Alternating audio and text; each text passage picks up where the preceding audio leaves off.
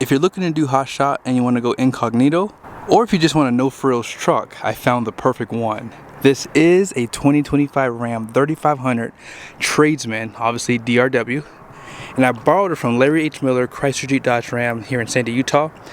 If you would like to purchase this truck, be sure to text me and I will actually respond if you are interested in buying this truck. Let's go ahead and check out the window sticker. At the very top is the description. Base price does come in at $53,320. And then this is a short listing of the standard equipment. Be sure to pause to see more. Starting off the options is the fifth wheel and gooseneck prep for $545. Bed utility is $845, and this one does have the Tradesman Level 2 equipment group for $31.95. Gives you a lot of nice features there. Front and rear, all over the floor mats. High output diesel, dual rear wheels is $14.95. Destination comes in at $2,095 with a total price of $74,325. $75,000 is definitely a lot of money for a base model truck. You're pretty much at 80 G's, and it's missing some options too.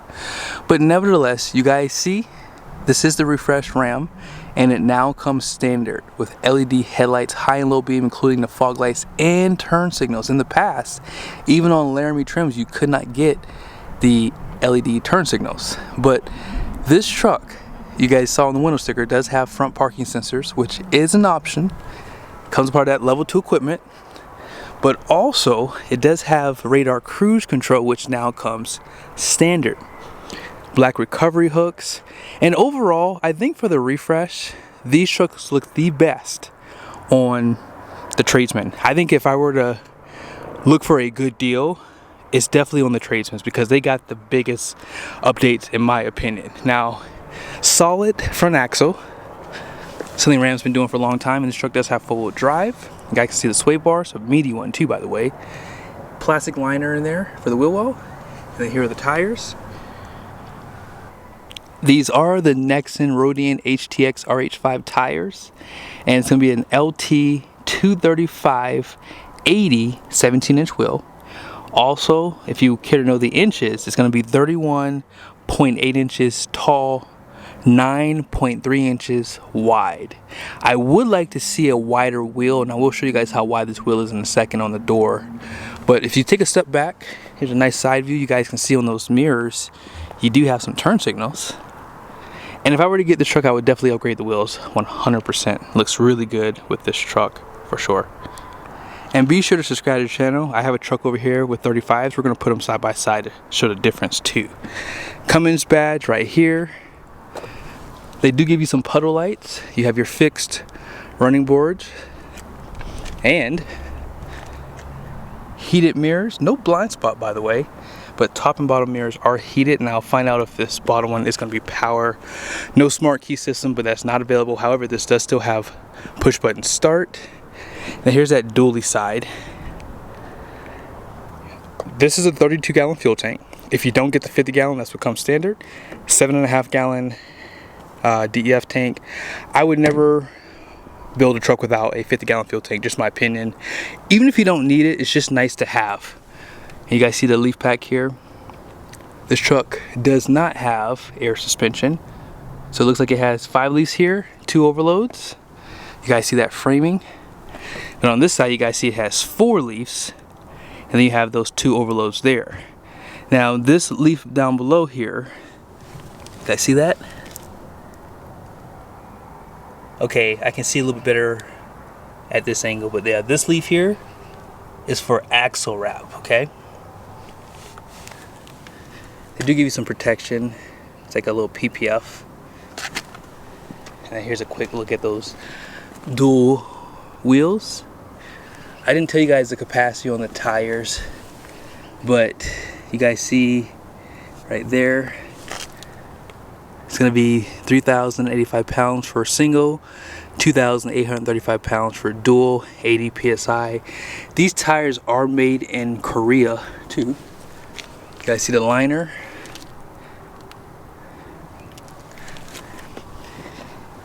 And this parking sensor right there on the side does protect the dually side, by the way. Here's your bed step, incandescent tail lights, more parking sensors, and I love how Ram does the parking sensors. They've been doing this for a long time, but worth mentioning. What's up, buddy?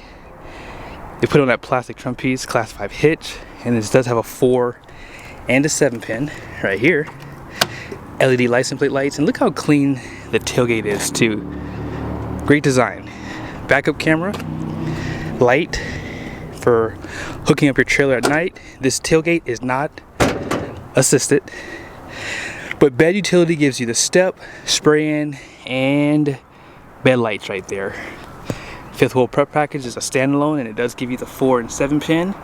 400 watts of power is in the bed too. Power sliding glass with defrost. Let's go ahead and check under the truck. This does now have a 342 rear standard. There you go. It's going to be anti-spin. Here's your spare tire, finished in black with the Steely. And because now all trucks come standard with high output, you get the larger brakes standard now. Let's go ahead and pop the hood and talk about this Cummins. There it is. This is the all new Cummins for 2025. It does still have a 6.7 liter displacement. It does still use camel lifter, so I apologize in advance. However, they did get rid of the long time use grid heater. That is gone. They replaced that with glow plugs, which most people might argue are worse, but I think it's better because the performance gains, getting that restriction out of this piping here, which are the boost tubes, I think is a huge gain for this engine. Now, it does still use 10W30 oil, 5W40 for the colder climates, dual fuel filters under the hood now, so serviceability might be just a little bit better. We'll see in the future. And your oil filter is there, so that's definitely going to be easier for some. It is a canister style. Some people are going to complain about that, but EGR was updated for this engine too. You have larger intake and exhaust valves, 430 horsepower, 1,075 pound-feet of torque. This is the king of the hill when it comes down to reliability, if you change oil, that is. And I'm saying that because of the ZF transmission. That new 8-speed is a game changer. I think that for some people, they're probably going to be on the fence, but remember that ZF, which is dubbed Torque Flight by Ram, is actually the power line. That transmission's been used in PACCAR and Kenworth, so I think reliability is going to be fine. We'll have to wait and see though. But apart from that, this is definitely still one of the best designed diesels in the HD segment. Love the inline 6 design. I think that it's simpler, you have less moving parts, and we'll just have to wait and see how it holds up in the next few years. Without question, if you're looking at tradesman, work truck GMC, work truck for Chevy, or the XL trim from Ford, Ram is definitely the best. They have the nicest interior, bar none, for sure. You have auto up and down front windows. You can power that convex. You cannot do that with any other truck. When you do a lot of towing and all you have to do is just go in here and just adjust that mirror versus having your wife or your friend adjust it for you, this is just so much better because they don't know which way you want to go with it. Now, this is a letdown. You cannot power the seat up and down, and they should offer something since that level 2 is like 3Gs. They can add that in just for this side. On this, you have automatic headlights, fog lights you guys saw, and this is going to be for the bed lights here. They still use mechanical parking brake. Thank you, Ram. Please don't go away from that. I prefer this over the electric. I did do a test on it showing that it is not too bad, but I still prefer mechanical. Just saying. Grab handle on this side, and there is one on the driver's side. Here's that door. All plastic too, by the way. Hopefully soon Ram will add adjustments for up and down for the seats. That's the only thing I would definitely want to see. But even the overall design for the seats looks great. This is a nice upscale work truck, and they don't cheap out and make you miss out on having tilt headrest. Here's your glove box. No paper, unfortunately. I was going to show you guys the bed camper information, but this truck doesn't have it, unfortunately. All this is hard plastic. You have this open storage right there. Out back, this is where Ram needs some work though. This bench is not 60/40, it just goes up together. You guys can see down there, you have all that storage below the seat. And you have those cup holders. I should have moved all the stuff out of here, but it's okay. You only have air vents, no power, no seat back pockets, no armrest. And you don't have that tray that flips out back here too. No end floor storage. Let's jump back over to the driver's seat. Really quickly, in the comment section, who is this? Delays because of restrictions imposed because of the drone attack. If you can tell me who that is, you get a golden star. You get a golden star if you tell me who that is. Whoever works here listens to this radio station, and I actually enjoy it because I always get caught up listening to what he's talking about. But yes, here's the steering wheel, as I said. Adaptive cruise control, gear limiter, right here. You guys see, you can control this tiny little screen over here. But they have great information. So it starts off with the MPG, shows you the fuel economy, shows you your tire pressure for your duals out back too, and the front.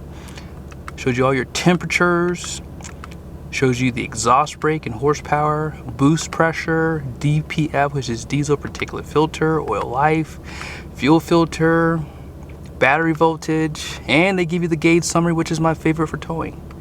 Engine hours is right here. And they bless you with this 12-inch display. So this is the largest screen for this segment for the work trucks. Ram gives you dual climate control, which is an option obviously. And you have that dual stage exhaust brake, tow haul, front rear parking sensors can be disabled. I always like to disable these when I'm hooking up to my trailer. I just keep it disabled when I'm towing a lot. No four-wheel drive auto. You have 4 USBs, some storage down there, and I like how this vinyl, maybe leatherette, whatever you want to call it, feels. Feels more upscale. You have some satin finish right there, and you have a Type A USB. This does flip up, makes up that seat. Now this doesn't lock in though. Ford and GM's lock in, and that might be a safety thing that maybe Ram should do maybe in the future. Now, something else to consider, you see how you have a black liner in here? Now, it's going to be a little bit warmer, but this looks so much nicer. See, I don't like the lighter color roof for work trucks simply because what happens is when you're on a work site, if you come up here to open your visor to get this paper, yeah, this is definitely made in Mexico for sure. But yeah, you're gonna get dirty hands on this roof, and it's just better if it's black. Just saying, Ford and GM. You guys see here, you have incandescent lights. You can power open that rear glass. Hopefully you guys can see it in that mirror there. This is auto dimming, by the way, too. Place up here for your sunshades. And they still give you this little storage with a 12-volt power plug. Now, if you go to vehicle, see auto dimming mirror, and if you put it in reverse, you have your cameras. Also, if you go to dashboard, you have a spot for your trailers. Shows you some temperatures on here.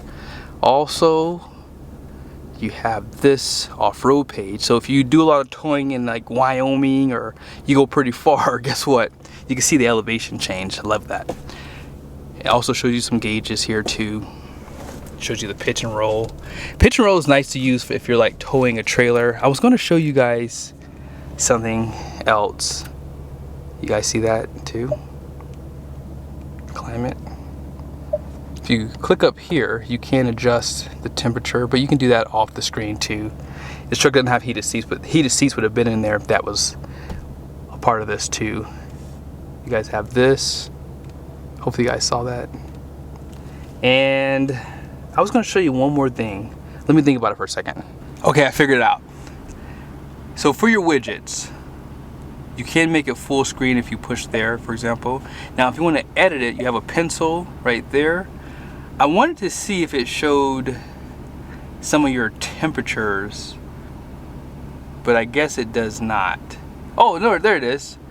That's nice. That is nice. I like that. So you can have some gauges. It actually shows your trailer brake on here too, trans, coolant, and battery voltage. And it takes you here when you open it up too. Now I would rather them just put maybe turbo boost in place of the battery voltage, and I wouldn't even want the trailer brake up there. I'd rather just have it over here, because when you pull it, it does show right there. But yeah, it's still nice though. That's just under the widgets. I figured I'd just show you guys if that was possible. Let's check out the Payload. Starting off with the axles, gross axle weight rating out front is going to be 6,000 pounds. The rear is 9,750, 14,000 pound GVWR, 17 by 6 wide wheels. I would like to see 17 by 8, just saying Ram, and maybe go to an 18-inch wheel. That'd be kind of nice. And that's pretty much it over there. Payload, it's right here.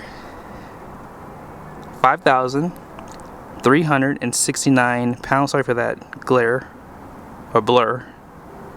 You guys see the tire pressure, 80 out front, 65 rear. Now this truck does have pretty good payload because it doesn't have the 50-gallon fuel tank. If that was here, that number would probably be around 5,200 pounds in there. Also, spray-in, fifth wheel prep does take away from that number too. Of course, all your upgrades. But I hope you guys liked the video. This is a nice truck. I think that for the money, 75 G's, you can get this truck definitely under 70 grand. It's a good buy for those who need to get some work done.